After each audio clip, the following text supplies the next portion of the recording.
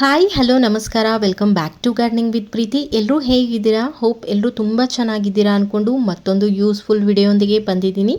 ಇವತ್ತಿನ ಟಾಪಿಕ್ ದಾಸವಾಳ ಗಿಡದಲ್ಲಿ ಬರುವಂಥ ಪ್ರಾಬ್ಲಮ್ಗಳು. ಒಂದು, ಮೊಗ್ಗುದುರುತ್ತೆ. ಹೂ ಅರಳೋಕ್ಕಿಂತ ಮುಂಚೆನೇ ಮೊಗ್ಗುಗಳು ಯಾಕೆ ಉದುರುತ್ತೆ, ಹಾಗೆಯೇ ಗಿಡಗಳಿಗೆ ಹತ್ತುವಂಥ ಹುಳುಗಳ ಕಾಟದಿಂದ ಏನೇನೆಲ್ಲ ಗಿಡದಲ್ಲಿ ಚೇಂಜಸ್ ಕಾಣಿಸುತ್ತೆ ಎಲ್ಲವನ್ನೂ ಈ ವಿಡಿಯೋದಲ್ಲಿ ಹೇಳ್ತೀನಿ. ಬನ್ನಿ ವಿಡಿಯೋ ಸ್ಟಾರ್ಟ್ ಮಾಡೋಣ. ಇಲ್ಲಿ ನೋಡ್ತಾ ಇದ್ದೀರಾ, ಇದು ಡಬಲ್ ಪೆಟಲ್ಸ್ದು. ಇದು ತುಂಬ ಚೆನ್ನಾಗಿ ಕಾಣಿಸೋವಂಥ ದಾಸವಾಳ, ರೆಡ್ ಕಲರಲ್ಲಿ ಇರುವಂಥದ್ದು. ಇನ್ನೊಂದು ಇಲ್ಲಿ ಪಿಂಕ್ ಕಲರು. ಇದು ತುಂಬ ಚೆನ್ನಾಗಿ ಅರಳುತ್ತಾ ಇತ್ತು. ಹೂಗಳು ತುಂಬ ದೊಡ್ಡದಾಗಿ ಅರಳುವಂಥದ್ದು. ನನ್ನ ಹಳೆ ವಿಡಿಯೋಗಳಲ್ಲೂ ಕೂಡ ನೀವು ನೋಡ್ಬೋದು ಎಷ್ಟು ದೊಡ್ಡದಾಗಿ ಅರಳ್ತಾ ಇತ್ತು ಅಂತಂದರೆ, ಇಲ್ಲಿ ಯೆಲ್ಲೋ ಕಲರ್ ನೀವು ನೋಡ್ತಾ ಇದ್ದೀರಲ್ಲ, ಇಷ್ಟೇ ದೊಡ್ಡದಾಗಿ ಆ ಹೂವು ಅರಳುತ್ತಾ ಇದ್ದದ್ದು. ಬಟ್ ನಾನು ಸಡನ್ನಾಗಿ ಅಬ್ಸರ್ವ್ ಮಾಡಿದಾಗ ಗಿಡದ ಅಂತಂದರೆ ಹೂಗಳ ಸೈಜು ತುಂಬ ಆ ಗಿಡದಲ್ಲಿ ಕಡಿಮೆ ಬಿಡ್ತಾ ಇರುವಂಥದ್ದು. ಚಿಕ್ಕದಾಗಿ ಹೂಗಳು ಬಿಡ್ತಾ ಇದೆ. ಹೂಗಳು ಬಿಡ್ತಾನೇ ಇಲ್ಲ ಅಂತಲ್ಲ, ಹೂಗಳು ಬಿಡ್ತಾ ಇದೆ, ಬಟ್ ಸೈಜ್ ತುಂಬ ಚಿಕ್ಕದಾಗಿತ್ತು. ನಾನು ಇಲ್ಲಿ ಬಾಲ್ಕನಿಗೆ ಬಂದಾಗ ನನಗೆ ಶಾಕ್ ಆಗಿದ್ದು ಏನು ಅಂತಂದರೆ, ಈ ಯೆಲ್ಲೋ ಗಿಡದ ಹೂ ಪಕ್ಕ, ದಾಸವಾಳ ಗಿಡದ ಪಕ್ಕ ಈ ರೀತಿಯಾಗಿ ಥ್ರಿಪ್ಸ್ ಅಟ್ಯಾಕ್ ಆಗಿಬಿಟ್ಟಿದೆ. ನಾನು ನೋಡಿಕೊಂಡೇ ಇಲ್ಲ. ಅಂತಂದರೆ ಒಂದು 2-3 ದಿನದಿಂದ ನಾನು ಸ್ವಲ್ಪ ಬ್ಯುಸಿ ಇದ್ದೆ, ಗಿಡಗಳ ಕಡೆ ಬಂದೇ ಇಲ್ಲ ನಾನು. ಅಷ್ಟರಲ್ಲೇ ಇಷ್ಟು ಬೇಗ ಸ್ಪ್ರೆಡ್ ಆಗಿಬಿಟ್ಟಿದೆ.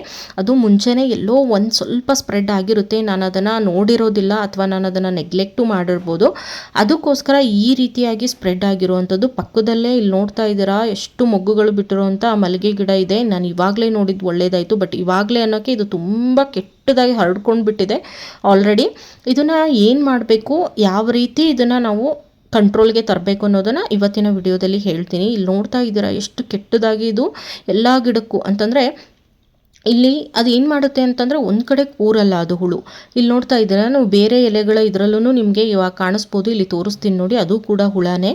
ಅದು ಎಲ್ಲ ಕಡೆನೂ ಸ್ಪ್ರೆಡ್ ಆಗ್ತಾ ಬರುತ್ತೆ. ಹಾಗೆ ನಿಮಗೆ ಇನ್ನೊಂದು ಗೊತ್ತಿರಬೇಕು, ಈ ದಾಸವಾಳ ಗಿಡದಲ್ಲಿ ಹೆಚ್ಚಾಗಿ ಕಂಡುಬರುವಂಥದ್ದು ಈ ಥ್ರಿಪ್ಸ್, ಹಾಗೆಯೇ ಈ ಬ್ಲ್ಯಾಕ್ ಡಾಟ್ ಇನ್ನೊಂದು ಬರುತ್ತೆ ಅದು, ಹಾಗೆ ಮಿಲಿಬಗ್ಸ್. ಈ 3 ಹುಳುಗಳು ಏನಾದರೂ ಗಿಡಕ್ಕೆ ಬಂದರೆ ಇದು ಫುಲ್ ಗಿಡದ್ದು ಎಲ್ಲ ನ್ಯೂಟ್ರಿಷನ್ಸ್ನು ಅದೇ ಎಳ್ಕೊಂಡು ತಿಂದು ಫುಲ್ ಗಿಡನ ಹಾಳು ಮಾಡಿಬಿಡುತ್ತೆ.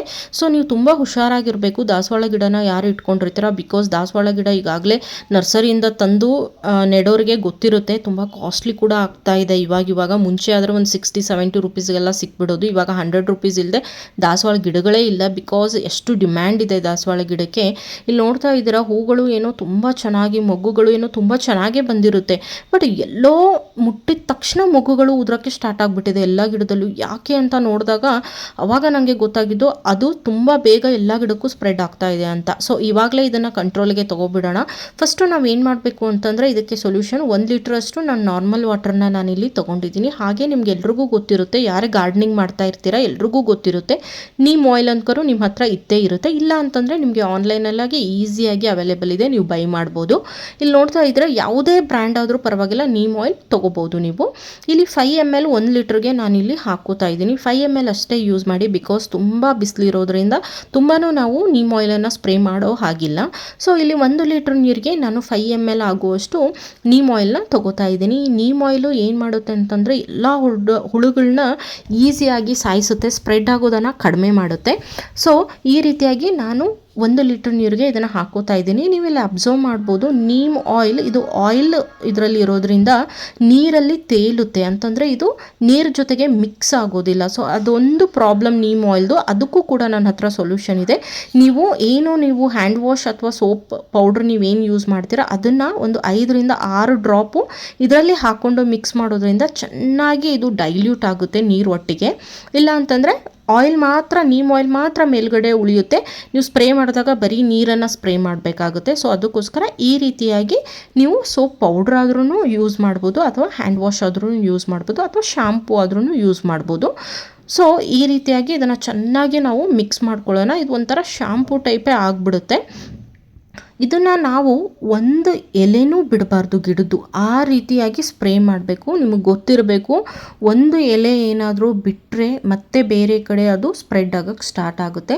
ಸೊ ಅದಕ್ಕೋಸ್ಕರ. ಆಮೇಲೆ ನೀಮ್ ಆಯಿಲ್ ಯೂಸ್ ಮಾಡೋರು ಇನ್ನೂ ಒಂದು ನಿಮಗೆ ಹೇಳಬೇಕು, ಈ ರೀತಿಯಾಗಿ ಫುಲ್ಲು ಗಿಡನೇ ಅಂತಂದರೆ ಒಂದು ಫುಲ್ ಸ್ಟೆಮ್ಮನ್ನೇ ಇದು ತೊಗೊಂಡಿದೆ ಅಂತಂದರೆ ನೀಮ್ ಆಯಿಲ್ ಹಾಕಿನೂ ಇದು ಯೂಸ್ ಆಗೋದಿಲ್ಲ. ಬಟ್ ಆಗುತ್ತೆ, ಅಷ್ಟರೊಳಗೆ ನಾವೇನು ಮಾಡ್ಬಿಡ್ತೀವಿ ಅಂದರೆ ನೀಮ್ ಆಯಿಲ್ ಸ್ಪ್ರೇ ಮಾಡಬೇಕಾದ್ರೆ ಅದು ಸ್ವಲ್ಪ ಹಾರುತ್ತೆ ಅಂತಂದರೆ ಅದು ಫ್ಲೈ ಆಗುವಂಥದ್ದು. ಸೊ ಅದು ಬೇರೆ ಕಡೆ ಹೋಗಿ ಏನಾದರೂ ಕೂತ್ಕೊಬಿಟ್ರೆ, ಅಂದರೆ ಇದು ತುಂಬ ಪ್ರಮಾಣದಲ್ಲಿರೋದ್ರಿಂದ ಬೇರೆ ಕಡೆ ಎಲ್ಲಾದರೂ ಕೂತ್ಕೊಂಡ್ರೆ ಅಲ್ಲಿ ಮತ್ತೆ ಮರಿ ಹಾಕಕ್ಕೆ ಸ್ಟಾರ್ಟ್ ಮಾಡುತ್ತೆ. ಈ ಬೇಸಿಗೆಯಲ್ಲಿ ಅಂದ್ಕೋರು 10 ಪಟ್ಟು ಅಂತಂದರೆ ನಾರ್ಮಲ್ ಸೀಸನ್ಗಿಂತ 10 ಪಟ್ಟು ಜಾಸ್ತಿಯಾಗಿ ಇದು ಸ್ಪ್ರೆಡ್ ಆಗುವಂಥದ್ದು. ಅದಕ್ಕೋಸ್ಕರ ನಾನು ಏನು ಮಾಡಿದೆ ಅಂದರೆ ಆ ಪೋರ್ಷನ್ನ ಕಂಪ್ಲೀಟಾಗಿ ಸ್ಪ್ರೆಡ್ ಆಗಿರೋವಂಥದ್ದನ್ನು ಕಟ್ ಮಾಡಿ ತೆಗೆದುಬಿಟ್ಟೆ. ಸ್ವಲ್ಪ ಎಲ್ಲಿ ಸ್ಪ್ರೆಡ್ ಆಗಿದೆ ಅಲ್ವಾ ಅಲ್ಲಿ ಮಾತ್ರ ನಾನು ನೀಮ್ ಆಯಿಲ್ನ ಯೂಸ್ ಮಾಡ್ತಾ ಇದ್ದೀನಿ. ಇಲ್ಲಿ ನೀವು ಅಬ್ಸರ್ವ್ ಮಾಡ್ಬೋದು, ಒಂದು ಎಲೆನೂ ನಾನು ಬಿಟ್ಟಿಲ್ಲ, ಅಷ್ಟು ಕ್ಲೀನಾಗಿ ಮಾಡ್ತಾ ಇರುವಂಥದ್ದು. ಬಿಕಾಸ್ ಒಂದು ಎಲೆನೂ ಬಿಟ್ಟರೆ ನಿಮ್ಗೆ ಈಗ ಆಲ್ರೆಡಿ ನಾನು ಹೇಳಿದ್ದೀನಿ, ಮತ್ತೆ ಆ ಎಲೆ ತುಂಬ ಆಗುತ್ತೆ, ಮತ್ತು ಮೊಗ್ಗುಗೆ ಹರಡುತ್ತೆ, ಮತ್ತು ಸ್ಟೆಮ್ಗೆ ಹರಡುತ್ತೆ.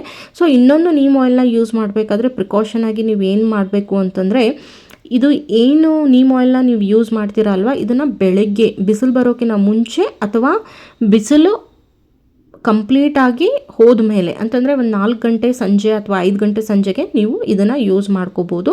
ಇಲ್ಲಾಂದರೆ ಫೋಟೋಸಿಂಥಸಿಸ್ ಕ್ರಿಯೆನ ಇದು ಸ್ಟಾಪ್ ಮಾಡುತ್ತೆ. ಬಿಕಾಸ್ ಇದು ಏನಾಗುತ್ತೆ ಅಂದರೆ ತಿಕ್ ಲೇಯರ್ ಇರೋದ್ರಿಂದ ಎಲೆಗಳ ಮೇಲೆ ನಾವು ಏನು ಸ್ಪ್ರೇ ಮಾಡ್ತೀವಿ ಅದು ಕರೆಕ್ಟಾಗಿ ಫೋಟೋಸಿಂಥಸಿಸ್ ಆಗೋದಿಲ್ಲ. ಸೊ ಅದಕ್ಕೋಸ್ಕರ ಬಿಸಿಲು ಇರುವಾಗ ಇದನ್ನು ಮಾಡದೆ ನೀವು ಬೆಳಗ್ಗೆ ಅಥವಾ ಸಂಜೆ ಇದನ್ನು ನೀವು ಮಾಡ್ಕೋಬೋದು. ಇಲ್ಲಿ ಕಂಪ್ಲೀಟಾಗಿ ನೋಡಿ, ನಾನು ಎಲ್ಲ ಗಿಡಗಳಿಗೂ ಅಂದರೆ ಚಿಕ್ಕದಾಗಿ ಸ್ಪ್ರೆಡ್ ಆಗಿರೋವಂಥ ಗಿಡಗಳಿಗೂ ಕೂಡ ನಾನು ಇದನ್ನು ಕೊಡ್ತಾ ಇದ್ದೀನಿ.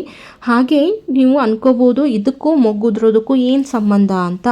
ಇದು ಏನು ಮಾಡುತ್ತೆ ಅಂತಂದರೆ, ಇನ್ನೇನು ಹೂಗಳು ಅರಳಬೇಕಲ್ವ, ಅದರಲ್ಲಿ ಎಲ್ಲ ನ್ಯೂಟ್ರಿಯೆಂಟ್ಸು ಇರುತ್ತೆ. ಅಂತಂದರೆ ಗಿಡ ಏನು ಮಾಡುತ್ತೆ ಅಂದರೆ ತನ್ನ ಎಲ್ಲ ತಾಕತ್ತನ್ನು ಮೊಗ್ಗುಗಳು ಹೂಗಳ ಅರಳೋದಕ್ಕೆ ಹೆಲ್ಪ್ ಮಾಡೋಕ್ಕೆ ಎಲ್ಲ ಫೋರ್ಸ್ನ ಅದಕ್ಕೆ ಹಾಕ್ತಾ ಇರುತ್ತೆ. ಸಿಕ್ಕಾಪಟ್ಟೆ ನ್ಯೂಟ್ರಿಯೆಂಟ್ಸ್ ಇರುತ್ತೆ ಮೊಗ್ಗುಗಳಲ್ಲಿ. ಅವಾಗ ಏನು ಮಾಡುತ್ತೆ ಅಂತಂದರೆ ಇದು ಡೈರೆಕ್ಟಾಗಿ ಮೊಗ್ಗುಗಳಿಗೆ ಅಟ್ಯಾಕ್ ಮಾಡುವಂಥದ್ದು. ಮೊಗ್ಗುಗಳಲ್ಲಿರುವಂಥ ಎಲ್ಲ ನ್ಯೂಟ್ರಿಯೆಂಟ್ಸನ್ನು ಇದನ್ನು ಸಕ್ ಮಾಡ್ಕೊಂಡ್ಬಿಡುತ್ತೆ. ಅವಾಗ ಏನಾಗುತ್ತೆ ಅಂತಂದರೆ ಮೊಗ್ಗುಗಳಲ್ಲಿ ಶಕ್ತಿ ಇಲ್ಲದೇ ಇದು ಉದುರಿ ಬೀಳುವಂಥದ್ದು.